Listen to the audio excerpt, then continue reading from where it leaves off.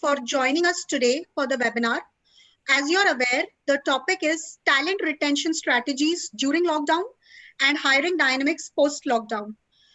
Just a note for all the attendees who have joined us on YouTube, we will be having a question and answer session towards the end of the webinar.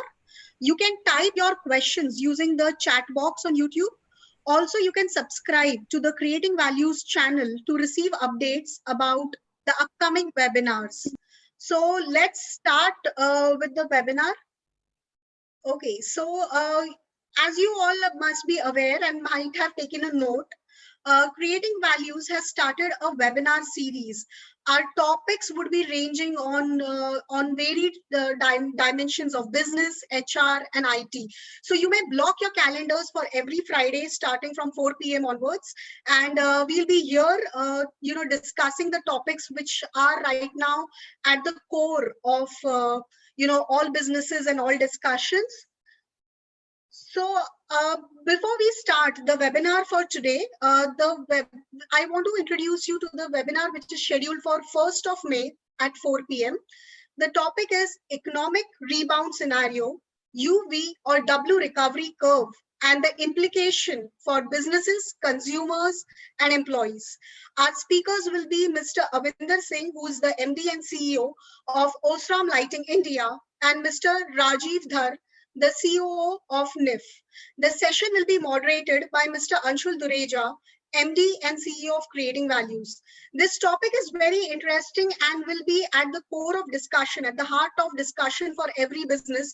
The reason being that it's not just about what the CEOs and COOs of today are discussing, but also what the employees are, waiting to understand about how this current scenario might pan out and what the future holds for them. So I would request everyone to take a note of this webinar and also to float this information internally. Share it with your leadership team, with your HR and IT leaders as well. And I hope to see you all again with us next week, that is of 1st May at 4 p.m. for the webinar scheduled on economic rebound scenario, UV or W recovery curve, and the implications for businesses, consumers, and employees. So let's start with today's webinar. So I'll be welcoming our speakers and giving a quick introduction of them. However, for people who might not know me, I'm Sujata Sa. I'm the Associate Director at Creating Values.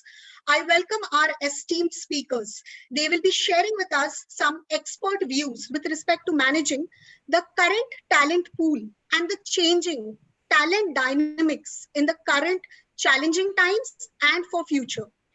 While curating the list of speakers, we always try to take into perspective the industries that each of them are from. Focus is to gather insights from varied industries. The session is formatted as a panel discussion. So moving on to our speakers, we have with us Mr. Vipul Dave, who is the head HR from Cosmo Films Limited. Cosmo Films is a leading BOPP film manufacturer, supplier, and producer of India. Given the industry type, they are supporting the essential products gamut. Thus, their talent requirement is quite niche and forever live. Our next speaker is Ms. Reema Garg from SMC Global Securities. She is the CHRO at SMC and also a direct financial services company in India offering brokerage services. Financial services form a major pillar and contributor towards the overall economy for the nation. Then we have Mr. Gupta, who heads the HR function for Subros Limited. The company is engaged in providing automotive air conditioning parts, automotive applications in India. So let's start with the discussion. So I would open up the panel now. And the first question is common to all the panelists. Let's start with the first one. In these uncertain times, how are you aligning your talent and assuring them for the times to come?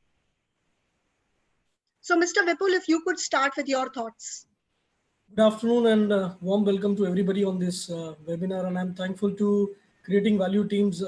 Not only creating value always brings a new topic and a new dimension, but it contributes to HR fraternity time and again.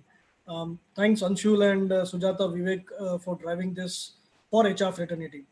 Uh, what could be very interesting to this is we have been continuously speaking about VUCA world. VUCA world has been a word which has been there for all of us. I mean, in industry, be it business, be it HR, be it any other domain, VUCA world has been the very synonymous to anything that we have been talking about. But who imagined this way the VUCA would hit us? Who would have imagined VUCA would hit not only one country, one place, one state, entire globe is standstill. I think this is the best time HR plays an important role. HR fraternity comes together and works in in a synchronized way to prove that HR is also a very valuable contributor to the entire process of uh, manufacturing or entire operations of any organization. Um, Coming back to the question, this is very important for us. You know, when we look at uncertain times, talent, why we look at talent, you know, the dynamics are changing. People are looking at availability of talent will be a concern. Now, I was reading an article and I was little disturbed when I heard that in current times, only 1% of industries are operating now. Let's make it optimistically 5% to 10% are optimistic or operating. What is 5% to 10% of the entire industries? Now if you put across what is the talent pool which is not working, are we saying that they are surplus talent pool? We are hearing a lot of negativity around, there are going to be job losses, job crashes, but how does it translate into employee and employee centric world?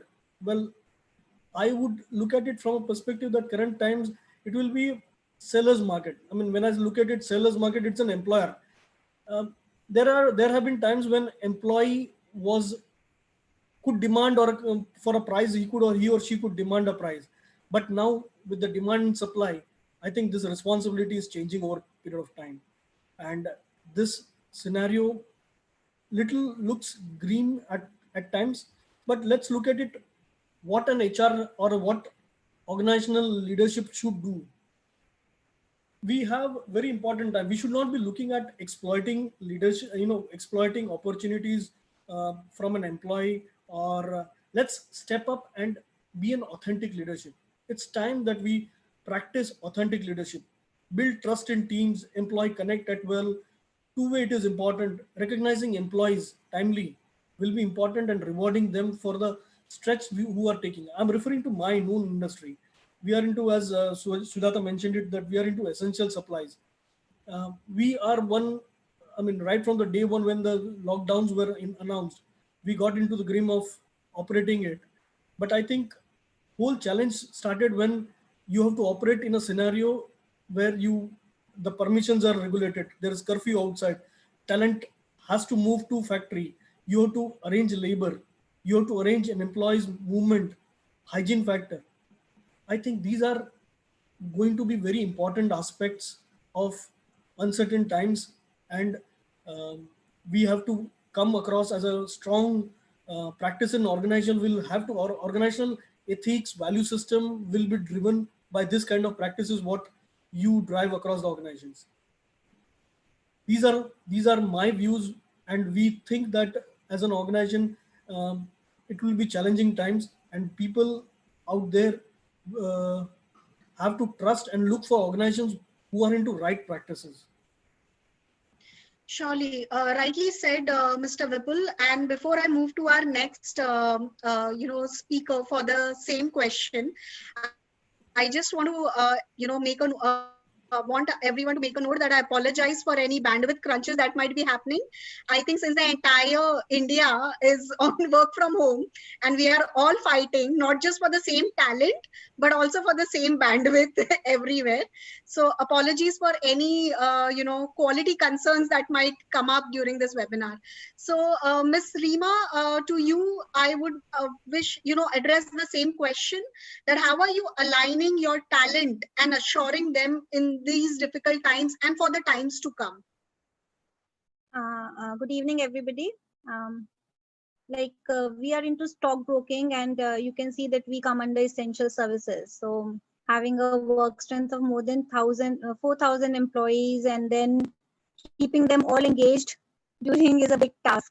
The COVID-19 never thought of such a situation, and the situation which is like, it was unimaginable by any of us, that all of us would be locked down in our houses.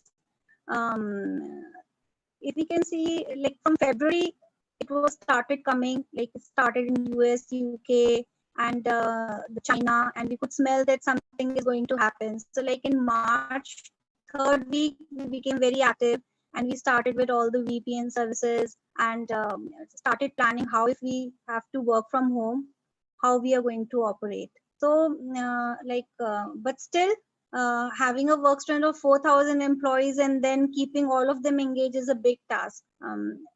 Curfew passes, we could get a few of them, 100 of it to be made. So like we got around about 100, 150 curfew passes, and the people were not ready to come. Out of 150, only 10, 15, 20 were turning up, because there was a lot of insecurity among the employees that how are we going to come to office. The sanitization part, the providing them of mask, and the social distancing which is to be maintained. The major problem was how do we provide them food in the office if they're coming to work here, because the canteens were closed, and it was really a very difficult, and people were not carrying food from home.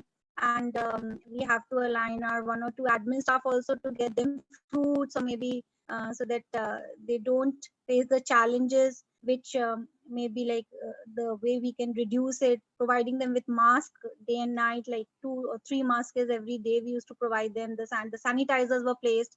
So it's a huge challenge to manage the workforce working in office and people who are working from home, because more than 80 to 90% of the staff was working from home, and they having the connectivity issue, the bandwidth issues. There were a lot of issues which has to be resolved by the IT team, by the HR, by the admin, by the businesses as a whole. Because if you look, we are into insurance services also, we are into financial services, as in we are into real estate. The real estate deals are not being done during this time because nobody is interested to buy something because there's a liquidity crunch. So from the business perspective, there's a lot of challenges we are facing, and from the HR perspective also, managing those employees having that insecurity in mind, what will happen to us, where are we going to go after the lockdown. Maybe there are challenges of the couples who are having their maybe kids at home, and they're not able to focus because their kids are not going to school now, they are at home. So how are they going to manage it even after once the lockdown is over? How will they come to office if their kids are at home? People who are alone, and they don't have maybe somebody to take care of at their houses. So there are a lot of challenges, but how did we take care of the talent during these times, so that we try to have some e-learnings programs for them. And the HR team, like they kept on having some maybe vocabulary test, or maybe some product trainings to the employees who were looking out for maybe or maybe keeping them engaged with some of the yoga sessions, or maybe some maybe how to work at home. And like we created the full PPT, how they need to work from home, and how they need to be agile during their meetings, how to conduct the Zoom meetings which they've never done throughout their life. There were so many of the employees who never knew how to open up a Zoom session, or maybe a Hangout, or so there were a lot of challenges. We had a word with I would say we didn't have so much of one-to-one discussion with the employees in a regular way that we had during the COVID-19 time. Well, actually, so it was a nice. Yeah. Rightly said, Ms. Reema. And like during our previous webinar also, this was the discussion that how are you motivating employees currently? Even e-learnings and everything were discussed. So if I can quickly ask Mr. Gaurav, if you can throw some light on the futuristic aspect, that how are you assuring your employees for the times to come? Good afternoon, everyone. First of all, thanks a lot to Creating Values team for having me here. It's a privilege being here. So, as my co-speaker just threw some light on what all have been the challenges. These challenges are something which nobody, imagined before. Now, very important point, which I tried to jot down certain points on how we can engage with our talent and how we can align our talent with respect to whatever is happening or what is going to be the future after all of this. To my mind, this time and the time to come is going to be very, very exciting and a very learning time for particularly for HR professionals. I am, the best part of this worst scenario is there is a lot of new things to learn for HR professionals. This time and times to come is going to be a real test of your organizational culture, your how you plan your long term initiatives in your organization. Practically, I may sound a little foolish here, but none of your strategies or none of your policies are going to work immediately on that. It's again, as Mr. Dave also mentioned about this VUCA environment and all. What is your HR philosophy? What is your employee value proposition? What are your core values? What is culture of your organization is going to be tested in this time. Now, how we can align and how we can engage our employees in this time, this is the least we can do, right? The first and the foremost step to do in this thing is communicate and communicate transparently with all of your employees so that they feel that they're a part of the organization. They are not left alone, because as an individual, one is confused as to what is going to be future. So right, communication and you know uh, passing on the message how the organization is planning to overcome this challenge, make them a part of this revival process, make them feel that they're a part of the revival process and they are going to contribute in this entire process. It's a very important time for HR professional to take care of your physical needs, the psychological needs, or the spiritual needs of all of your employees. And this is a real test of how we are doing engagement in our organization in past and where all we need to attack going forward. Going with the simple rule book of Maslow's need of hierarchy. So आपके जो the first three steps on physical needs or safety needs or love and belonging are going to be tested. And as a professional, we keep on, I will not mince my word in saying, we keep on harping that we do this, soft HR is this, ops gives us challenge, they don't understand HR. This is the real time for all of the HR professional to create a niche in the organization and make their function valued in the organization and make them feel valued in the organization. So engagement, when I say engagement, it's a very broad word, right? Engagement has a different meaning for shop floor people. Engagement has a different meaning for mid management and for top management, right? We understand what is the engagement need of shop floor people vis-a-vis the engagement of a senior person. So that has to be handled at a different level. That's it will take a lot of time explaining what all we can do, but it has to be different for different people. But the crux of everything is at this time to align our talent and being future ready for, as far as the employees are concerned, communication, transparent communication on what is being planned and what we are going to do. If we are very clear of what we are going to do, then transparent communication to all of the employees, it's very, very important. It's very important. That's the least we can do. And in all this time, as my co-speaker mentioned about various training, so training is one way to keep on our employees engaged. They feel that they are connected to office, one way or other. Webinars or Zoom calls, they make them feel connected with the organization. And doing training, soft trainings is the best way to to capture all of people, including shop floor people. There are various apps by which you can connect with even with shop floor people. So this is the least we can do. But overall, on a positive note, on how to engage with your employees in this time, I guess it's a real exciting time. I see it as exciting time for all of us, and particularly for HR professionals. and it's full of learning. And I must say it's a testing time for our HR skill to be put into use. So this is the best time. So communication and a testing time for HR professionals, learning and testing time. So that's the Certainly. yeah. So, Mr. Gaurav rightly put, so many things that you've said that actually hit the right nerves for all organization. It is about your culture.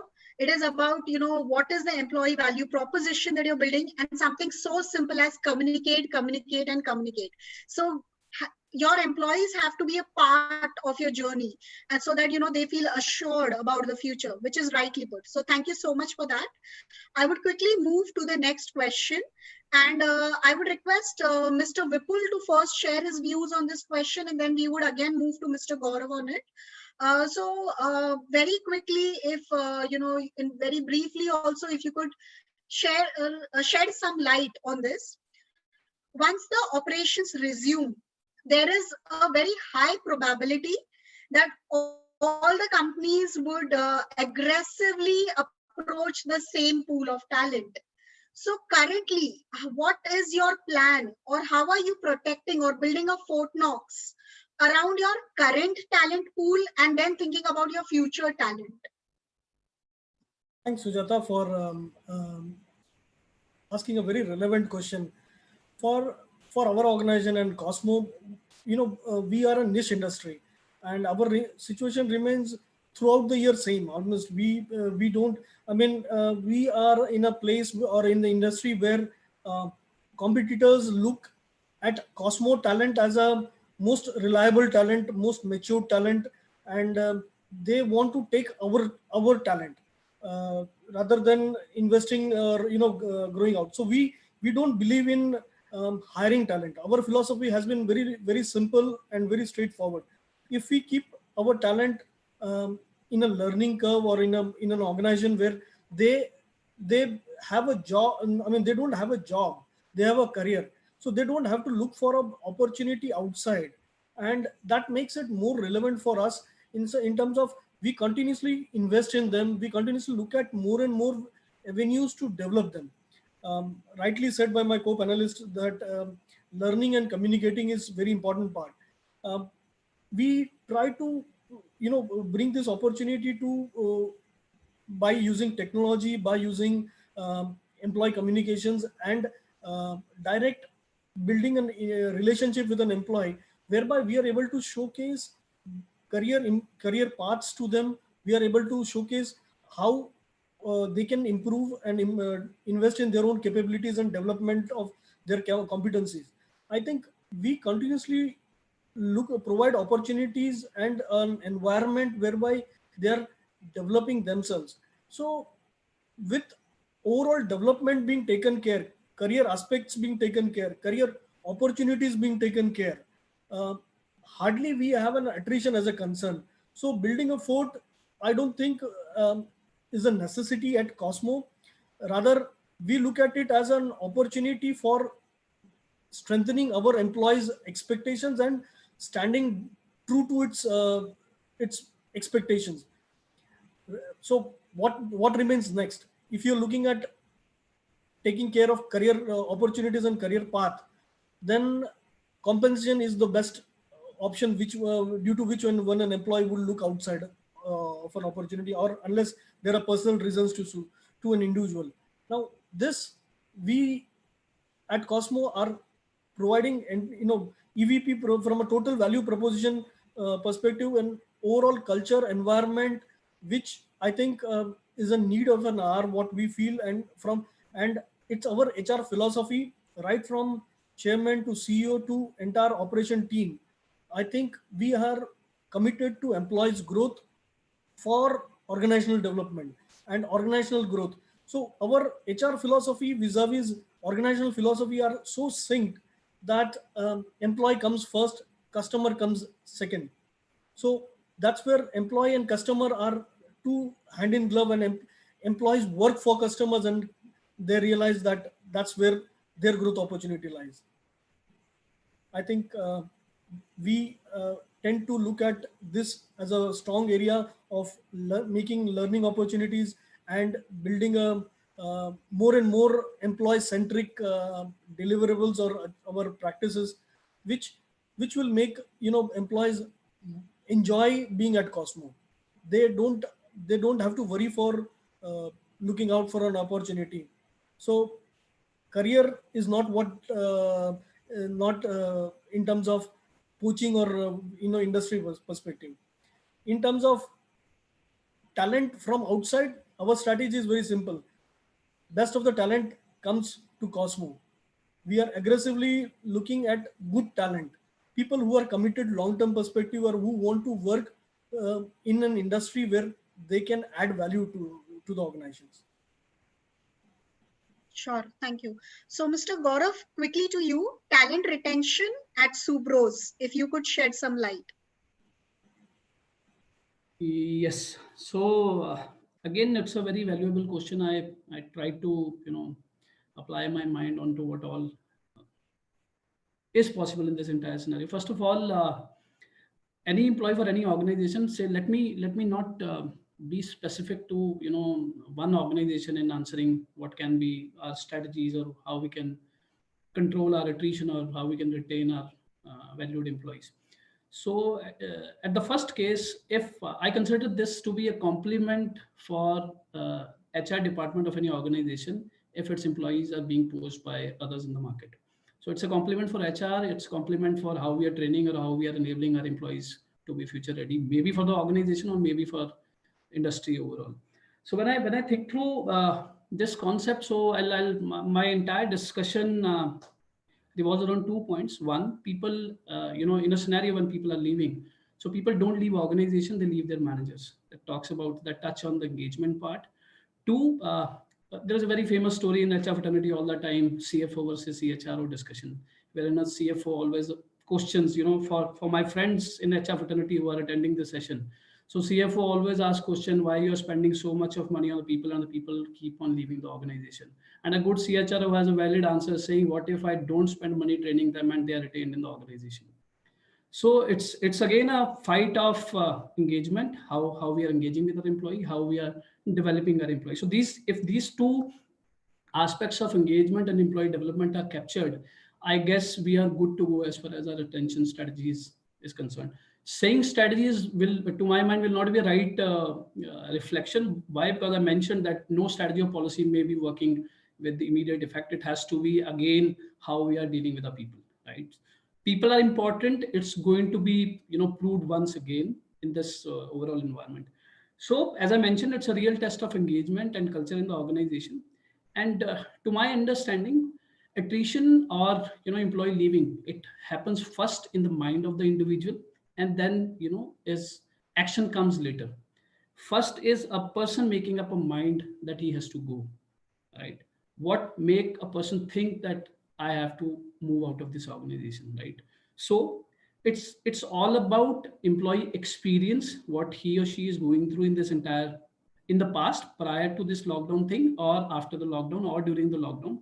Employee experience is a very important part to cover. Again, culture, how we are communicating at large at an organization level, but most importantly, how is one-on-one communication between a supervisor and an individual happening? Reposing confidence in your team member, talking one-on-one, making them believe that we are together in this entire scenario. So these are the small things which all individual supervisors can do with their team, right? So it's a very, very strong personal connect of a manager is very important aspect, which will definitely give result in this time, right? I'm again going by the first line that people leave the managers first and then the organization, right? And coming to the nitty gritties of what all we talk in HR, right? So it's like, how are we providing meaningful roles to the individuals? That's very important. Are we only engaging them? As I mentioned, engagement is a very larger term to say. How we are engaging them, putting them into meaningful roles once the lockdown is over. That's very important. Everyone will be busy. Are we taking care of each and every employee on a meaningful jobs? That's very important. Very importantly, as you mentioned about retention of talent, when I say talent, everyone is talent, right? But everyone likes to be liked, right? How we are taking care of our high potential candidates in the organization, that has to be the prime job of HR managers, immediately after the lockdown. to my mind. So in all organization, giving it different names, all organization have a talent pool. If not in document, in their mind, they have a succession pipeline or a talent pipeline ready in the organization all the times. How are we, how are we keeping a check on what all are high potential candidates? How are they doing? What are the critical resources on which we have, we have high potential candidate available, or where all we need to engage more people into that job, or what can be a future need of that particular critical role in the organization. When I'm saying critical role, there are critical role. For each critical role, there's a high potential or a critical resource sitting on that position. How are we taking care of what is going to be the future of that role first, and aligning the high potential for that role? If we are doing that, we are positively or actively engaging with that high potential or talent resource that we have in the organization. That's the least we can do. And again, continuous effort on educating them or upskilling them is one way we can keep them positively engaged with the organization, and at the same time they can keep delivering on the role. And to my mind, whosoever we call high pod, there are good people who have already utilized this lockdown period to upskill themselves, maybe by attending to various training programs, maybe going through various webinars, and they already have upskilled themselves. A very important point, which I will not again mince my words in saying so, because there are various HR friends attending this session. There is a question, or there is a confusion in everyone's mind: what will happen after the lockdown? Will there be cost cutting happening, right? Will there be job cut happening? So I just want to consider that point also. In a scenario or in a typical organization, when we are talking about job cut or pay cut happening, in a worst case scenario, what can a HR guy do or propose or make happen, make it happen in his or her organization is, we want to first of all have a clear identification of what is my good talent and what is my average talent, right? One. Two, in a worst case scenario, if we have to do a pay cut, if we are compelled by staff cost targets, or if we are compelled on the cost front, what we can do is, even if we have to cut cost, let's not attack on the fixed salary part. What we can do is, we can convert some amount of the fixed salary into a variable salary. Without deducting it, we can convert a fixed salary component to a variable salary component, which is directly linked to performance of the organization. By doing so, you are engaging employees with a bigger task or a bigger motive of organization's output.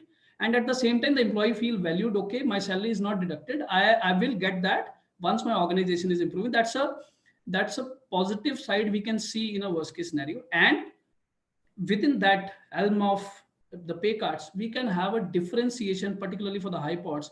We can have a differentiation of these cuts between high pod or average employees in my organization. That's what we can do. And at the same time, HR people keep on making so much of data. So this is the right time to put artificial intelligence to task.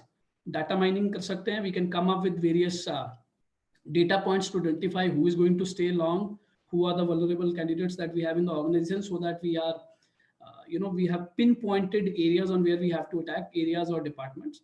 Active engagement, upskilling of the employees in this time and times to come, right?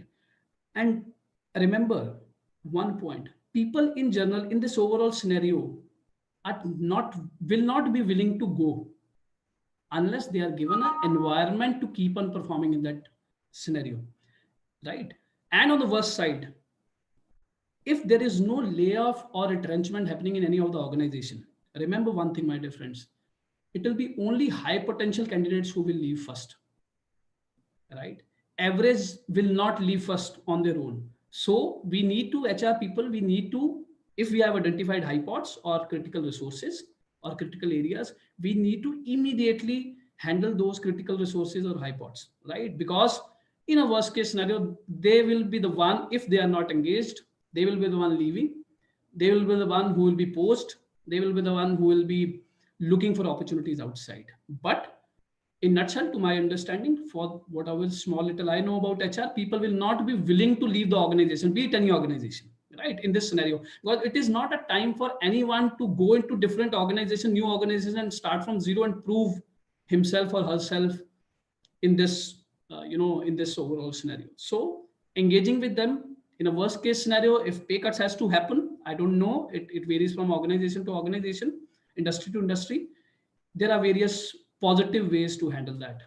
So again, communication is at the top of whatever we do. If we are communicating it to people, I guess we good results are bound to come, even in the worst scenarios. That's you. all I have to say. Yeah. Thank you, Mr. Gaurav. And because we want to pick up several questions from the audience towards the end, so very quickly, let's try to move to the next couple of questions. And I would request our speakers to very quickly share their views on it. The next question is that how do you see the hiring methodology changing for your company or your industry over the next 6 months? Ms. Rima, if you could share your views and then we could move to Mr. Vipul. I think hiring is going to impact a lot. The organizations may not be looking out for the hiring, and people moving out, the retrenchment or maybe the layoff, as what Gaurav said, we can expect could be happening, because if you're not able to engage the employees, that could turn out to be into the layoff and the retrenchment. But then how we need to take care of it, how we need to identify the high pots, and how do we need to keep them, or the critical resource, how do we deal with them, how do we approach them and tell them the strategy, that is very important. Because we can't expect the business, because the lockdown is not just going to be there till 3rd of May. It's there to stay. It's going to be the way of life. It's not just going to be 1 month or maybe just 15-20 days. It has to be a long run thing, maybe like a year or so, or maybe 2 years. So the organizations have already started thinking in the way of like how they can handle their employees, and how they are going to maybe the major hit, or maybe the major hit people would be having maybe the admin staff, where all of them are not able to come to office or cater to the employees.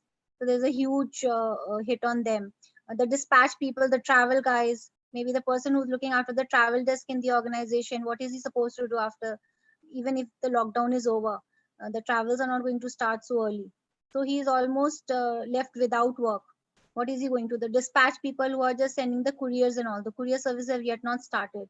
So what are they going to do? So there are a lot of, even the sales staff who are not able to go and approach maybe the client and go and meet him personally. He's doing all the telecalling, face to face is getting difficult for him. He's having a telecalling thing. He's just building up his pipeline. But if it's not going to convert, where is he going to be? So the hiring is going to impact a lot, and not just hiring, even the retention is going to impact a lot, because there would be few of them who voluntarily won't be able to continue after the lockdown, maybe because of their personal issues, and there would be few of them whom the organization won't be wanting them to continue.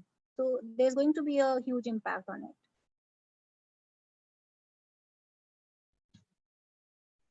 Sure.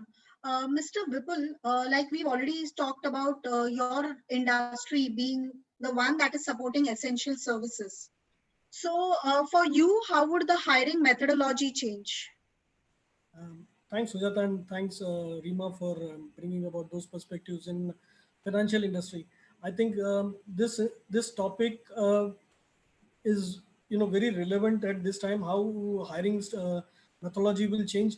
I think lot in HR fraternity is discussed across various groups, various forums, various whenever HR community is talking to each other also. Just to bring it to perspective, all of us are watching how government is changing the pattern of working.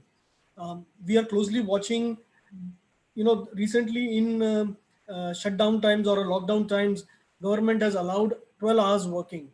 Now, what does it mean 12 hours working? It means 72 hours of working from 48 hours of working. Does it mean this 2-shift operations will be a reality of life rather than 3 shifts? Does it mean fatigue for an employee? Does it mean continuous retrenchment of people, or the number of positions will get reduced because of 12 hours of working? So we are closely watching what is going to happen, because if current perspectives of organization and government is to be believed. So in the industry forums like CII and FICCIs are currently debating across various groups how this manning will happen.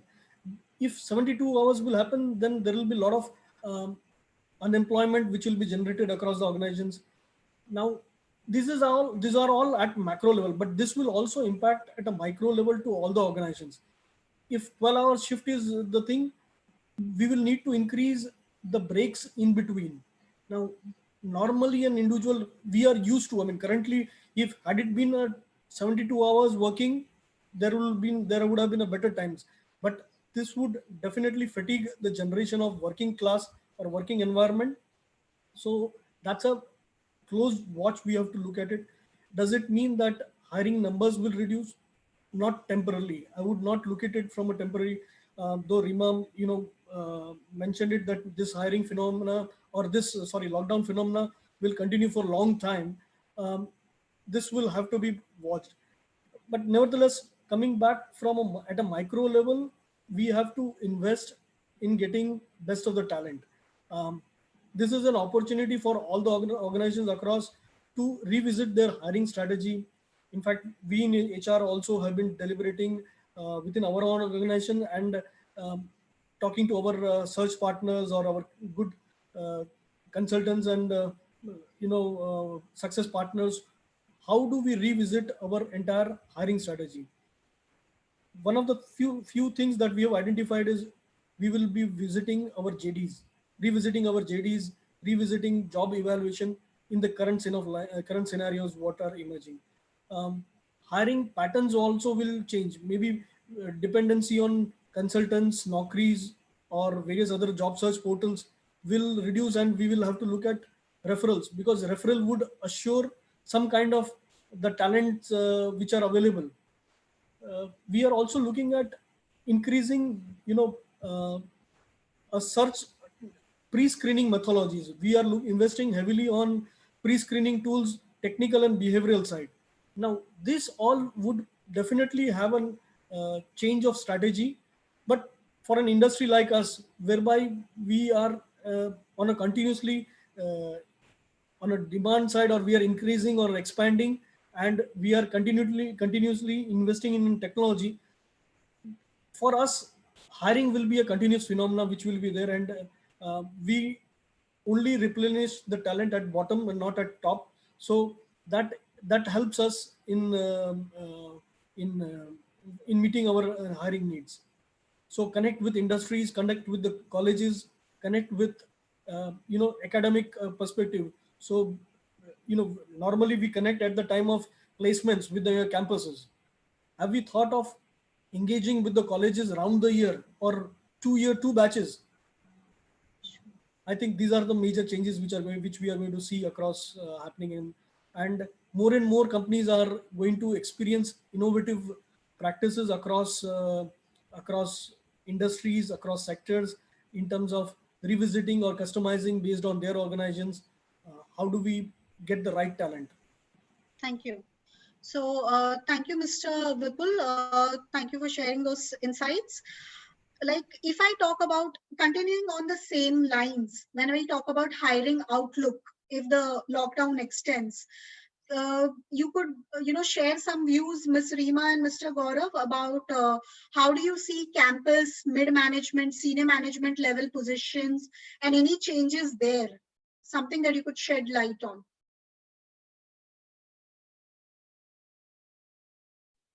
Ms. Rima or Mr. Gaurav, if anyone could start. Yes. So, as Mr. Dave also mentioned, so hiring outlook, it's for, immediately after opening up, maybe for, if we go by the financial year. So Q1, Q2, the hiring prospect is going to be bleak. It's going to be, minimum of hiring. I'll rather say there will be no hiring, but yes, for Q3, Q4, we may come up with certain requirements, business critical requirements, but overall it's going to be very, very low. When I talk to my friends in the industry and in the consulting space, so hiring, particularly, positions, very, very senior positions, it's not going to be a cakewalk for them. There are not going to be senior level hiring happening for, to my mind, for the entire year, because again, as I mentioned, nobody would like to start afresh in a new organization when the environment overall is uncertain. And for the mid management, again, the only hiring only when there is a specific requirement for the skill which is not available inside the organization, or it's a new emerging skill requirement. There will be hiring, but at a very, very negligible level. Rather, the more focus will be on multi-skilling and multitasking, and doing things like job analysis and clubbing of role enlargement. That's going to be the key thing for HR to work the entire year. This is a long pending issue in HR space on which we haven't worked. We keep on saying this, but we blame our operations team not supporting us into this exercise.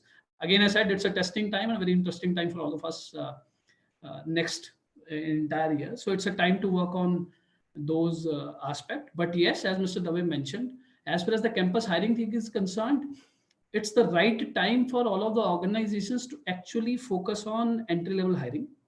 Now, this is the time when we have skill available inside the campus, new fresh skill, right? We can have various, filters to check on the technical abilities or the behavioral aspects. There are various online tools available for that. And we can have campus hiring continuous thing, wherein we can have people who are aligned to the overall philosophy or the organization requirements, so that they can contribute going forward. So in nutshell, it's going to be very, very no hiring to my mind in Q1, 2, Q3, 4, yes. To my mind, bleak chances of senior level hiring. Very, very specific hiring for mid management, wherever there is skill not available or not trainable inside the organization. But yes, for the entry level, particularly for the campus hiring, fresh talent from the campus, this is what we can, or any organization can think of hiring, and have people who are aligned to your overall philosophy, so that, because you're not going to have enough time to align people who are not aligned. So it's the best time to have people who are aligned to your overall philosophy, and invest in them for your future needs of the organization. That's it. For the mid management, we can do job evaluation, job alignment, so many things in HR we can do. It's a learning year for HR. I can vouch for that. That's all I have. Yeah. Sure. Ms. Reema, quickly, if you could, in a minute's time, if you could tell us, and Ms. Reema, you're on mute, so you will have to unmute yourself. Sure. I agree with Gaurav that hiring in the first 2 quarters is going to be very bleak. None of them are going to start up with new businesses. I don't think so. Organizations are coming up with maybe new verticals. They'll be just continuing with the verticals they already have with them. So hiring is going to be a big challenge. For the campus, I think there would be a big hit, because we have been listening that I am maybe Indore or maybe I am Kolkata getting this much of the amount or maybe the packages. I think there's going to be a huge dip in that. The campus guys are not going to get so much, and maybe even the campuses they need to be like maybe downing their fees also for the students for the coming year. That could be a chances, because the campuses are not going to get the fresh hires are not going to get the amount they are looking out for. As for the mid management, I would say upskilling, and they need to be all rounders. So they're going to stay maybe people who the skill which we need, we'll be taking them for the mid management. Senior management hiring would be a no for the time being, because when we're not starting up with new verticals, so nobody's going to hire the senior management. Sure. And there would be a lot of insecurity among the existing employees, because they are not knowing that who is the target among them. So there's a lot of insecurity among the existing staff. Thank you. So one last question from my end, then we will move to the Q&A from the audience, because there are several questions that they are asking. So quickly, if all the speakers turn by turn could take 1 minute each to answer this question. Manpower optimization and job analysis might become top priorities. So how do you see these things happening in your organizations? Mr. Vipul, if we could start with you. Mr. Vipul, you're on mute. Yeah. Am I audible now? Yes. Yeah, thanks, Sujata. For us, we were actually looking at job evaluation activity and revisiting our JDs, because it's quite some time that we built the organization, and we are continuously investing in new projects, and we are coming up with diversifications in multiple lines of business. We are expanding on R&D footprint. So there are quite a few areas where, as an HR, we are building JDs again, and new positions are coming up as a part of it. So we were closely watching, but that was something we had targeted in Q3, Q4 to revisit the JDs, so that next year's hiring scenario gets clear by then perspective. But having this lockdown situation, we have skipped other priorities of HR, and we may move this ahead in Q1 and look at job analysis as a very important activity. Manpower optimization may not happen because we are expanding and we are growing, and there are quite a few investment commitments as an organization we have done. So we would be working on expanding rather than on optimizing, and we are rather in the same line. We are also looking at multi-skilling and taking talent through skill development options which government has initiated, so which assures us of right talent across the organization. Sure. So, Mr. Gaurav, quickly about manpower optimization and job analysis at Subros. Yeah, so I understand we are hard pressed for time, but this question is my favorite question. So anyhow, I'll take your feedback and I'll try to finish this question in a. Sir, 1 minute's target. Yeah. So manpower optimization, to my mind, is not my opinion, is not a right word. I guess this is a time for doing a job evaluation in this pressing times. For sure, so immediate, the short term thing is taking care of employee health, engagement, blah blah blah. 3 months down the line, we'll be talking about employee productivity. But yes, surely from 6 months down the line, each organization will be compelled to do exercises of job evaluation. But it will be required. The HR department will be required to do this job evaluation exercise themselves, rather than opting for any consulting partners to play a role of catalyst, which means it is going to be a testing time for HR leadership. But yes, it's going to be a very fair amount of learning time for young HR professionals working in each and every organization. So it has to be done internally, and once done internally, for people who are, I'm sure HR fraternity is well versed with the concept of job evaluation. As an outcome, we may come up with certain agendas which are hidden below the carpet from years and years long, but we may come up with, what is my current staff cost versus what should be my ideal staff cost in the organization. We may come up with various flaws in the reporting layers that we have in the system. Ideally it should be 4 to 5 layers, and in organization it varies from 8 to 10 layers also. Then we may come up with issues of bloated pyramids, wherein a pyramid is out of place, maybe at the top or middle, but it is never at the bottom. And then we may come up with issues of inconsistent span of controls, which has to be handled, which is a very big exercise to be done internally. And as an outcome of this entire exercise, I guess cost versus value add is going to be an outcome of this entire exercise. We may come up with redundant roles in the system, and setting right expectation from right people. Again, high pots and engaging with the employees. Setting right expectations from right people is an important thing. And this is going to be foundation of various career progression initiatives in your organization. That's all in all. I guess we keep on saying HR business partner. So this is a real test of, again, playing a role of being a partner in the business. So that's all I have to say. No knee-jerk reactions, right? Immediately, bande nikal do, job evaluation karke, that will not help. It has to be founded on a structured way wherein we have a buy-in in the organization, starting from the leadership, tell everyone in the organization. That's what we can do. Got it. It will address so many issues for the organization going forward. That's the least I can say, madam. I'm sorry I took 32 seconds extra. Okay, so maybe a penalty later. So Ms. Rima, quickly, if you could talk about manpower optimization and job evaluations. And like I mentioned, we are short on time. So ma'am, quickly, if you could share your views.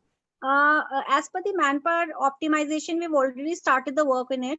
Like we have started looking out the data, and we are just observing who are the people who are not able to work at all from home, and who are the people who are more than 100% engaged. Because at this turbulent time, there are people who want to trade more into stocks because they have no other work but then to go for the trading into stocks. So we have a lot of client base coming in. But there are certain people who are not able to work, maybe because they don't have the skill, or maybe they don't have the capability of doing the work from home. So in that cases, we are just identifying those people, and we are trying to shifting them to some other department. Maybe we are trying to ask them to do work, maybe which they can do, and we provide them a training for maybe 5 days, 6 days, wherein the supervisor trains him for a week or so, and then if he finds that he is capable of doing it, he absorbs that person. So we already started with the manpower optimization, because or else we have to take up a decision on them. So better not to take a decision. We try to align them with some other department. So we have already tried that. Yeah. Yes, thank you. We'll be quickly moving to questions from our audience. But prior to that, just a note for everyone. Please do tune in next Friday, 1st May at 4 p.m. and join us for this webinar, which is scheduled with business leaders.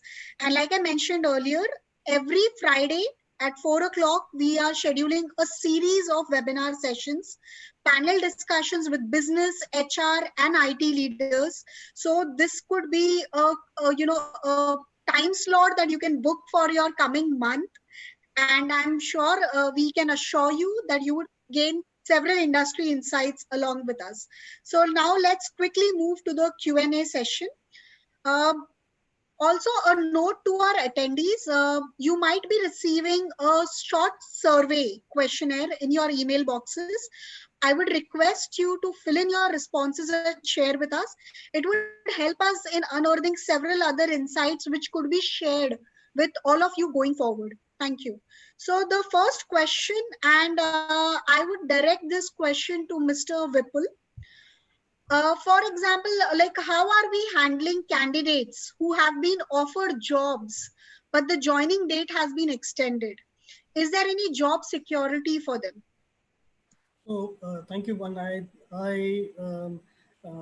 These are the most disturbing questions that a candidate would get, and believe me, we have rolled out an offer, and many candidates hearing from competitions or hearing from the industry have called us back and said that is the offer on? Are we we have not changed our plans. I said we didn't hire you from a perspective of a short-term perspective, and that's where we are not wanting to withdraw the offers also.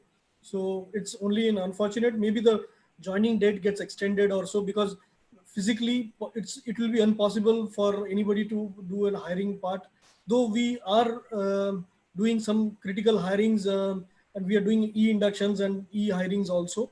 So we are optimizing it. I think it is an assuring fact, and I would request an HR fraternity not to, as such, the unemployment or there is a panic across the industry that we will be losing the job. So I would urge, industry players, and yes, cost concerns. There are sectors which are not operating profitable. There are concerns, but we may look at deferring the positions, but not simply just turning down and making the situations all the worse for the economy. Sure. So the next question to Ms. Rima here. During these uncertain times, we have seen that there are still candidates who are, seeking as high as 30 to even 50% hike in their compensation. So is there any market standard that now we can redefine or relook at, or what is the kind of, pay increase that you might want to offer to new candidates? Ideally, it's all upon the performance indicators. If you're giving a good performance in the organization, even during the bad times or even during the lockdown time, you will be getting the thing what you are expected of. So, like even the employees in our organization in the lockdown time who are able to generate revenues over and above the expectation, they are getting the fair pay, like what is the expected out of them. So there isn't any criteria. It's all about how you work and what you give to the organization. That is the only criteria for evaluation, ideally. Yeah, so ma'am, you talked about maybe that is directly applicable for current employees. What about the possible or prospective candidates who might join an organization? So the hike that they are seeking. So will that take a hit going forward? I don't think so. It's going to, because whatever is mentioned in their contract, and if they're able to achieve it, I don't think so they're going to see a hit. There would be only when there's a breach of contract, there would be a hit. So it is as it happens in a normal situation. Sure. So I don't think so there would be a hit in it. Okay. So next question is to Mr. Gaurav. There have been so much talk about AI and ML and how they are deployed within organization, even when it comes to talent acquisition. So how do you see these things panning out for Subros or for the industry at large? I guess that's the future of the HR. So starting from talent acquisition to talent management, we moving to electronic mode is need of the hour. We have seen this in last 2 months time, and that's the only way to start for my friends who are not that comfortable with technology. They should use this time to upskill themselves. But electronic mode of hiring, electronic mode of training is the need. We have been talking about this from so many years in HR space, but we're actually not working because see, need is the mother of invention. So that has automatically come up in this time, right? We have seen the only way we are engaging with the people is the electronic mode. So that's a must thing. Organization of any size, any industry, they have to my understanding, they should move, and they must move sooner the better. So Sure. that's the focus. Sure. So one question is from a client of ours who's in the BFSI sector. So I think Ms. Rima, they might want to hear your views on this. The question is, how do we identify our manpower need? We cannot start hiring based on the sales pipeline due to earlier might not be that useful, or once everything is recovered it might get exhausted. So then what do we do? How should they analyze their manpower needs? Sujata, if you can just repeat, because there was a lot of bandwidth problem, I couldn't hear the questions so clearly. Okay.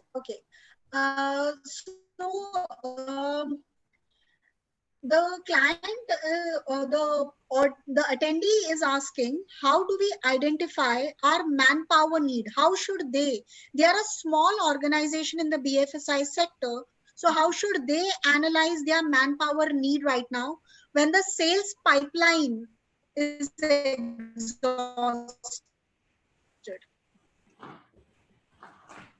I was still not able to hear the question, but I'll just resume it. So what I can understand is that how do we create a manpower pipeline when like in such uncertain times. So I would like to just say that since we are in the BFSI sector since 20-30 years, I would just like to say that the pipeline is not the parameter of the revenue. So you cannot just bet on the pipeline. It has to be the prospective client may not turn out to be your customer.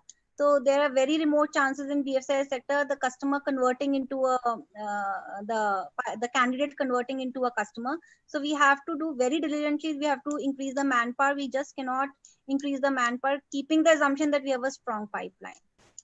Sure. I hope I'm audible now, and I would direct this question to Mr. Vipul. Mr. Vipul, post the lockdown, any reassessment of the competency framework that you might want to take a look at for your hiring needs going in future?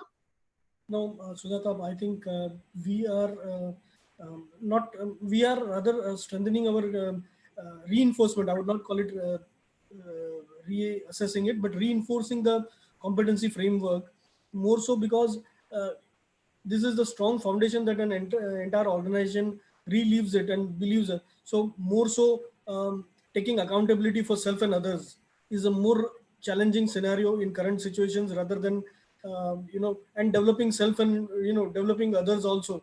So these times have become a very important time to reassess people and re-understand how these competencies will play an important role.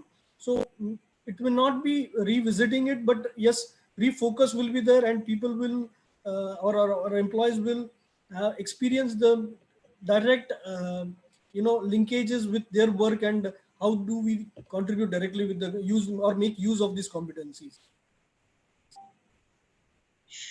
Sure, thank you. I would like to thank all our speakers who shared their insights today with us, and to all the attendees who were live with us on YouTube. I request all our attendees as well as our speakers, please subscribe to the Creating Values YouTube sessions and any other business trends or industry trends that we might put up. So thank you everyone for joining us, and hope to see you all again next week. That is 1st May at 4 p.m. for our